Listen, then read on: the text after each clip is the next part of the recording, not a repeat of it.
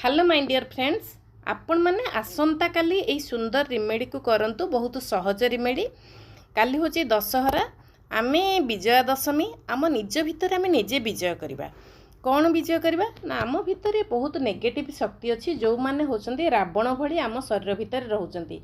काम, क्रोध, लोभ, ईर्षा ये सब गोटे गोटे होची खराब गुण। हठात आमे रागिबा, तेणु यही सब गुण गुड़ी को आपण काटिबा पई गोटे कड़ाई रे कौन करेंगे, लेंबू किंबा जो खट्टा कमला तार होची चोपा सह पूरा होची काटिकी पकईदे पानी रे। पानी टक टक की फुटुथिबो। आपण गोटे गोटे कागज रे ब्लैक कलर पेन लेखिकी पकेबे आपणकर को गुण आपण काटिबा को चाहुचंदे। आपण निज ना लिखिबे, आपण भीतर क्रोध अच्छी कि लोभ अच्छी, आपण सेटा को चाहुचंदे छाड़िया पई पकेकी आपण करिवे ताको फुटेबे।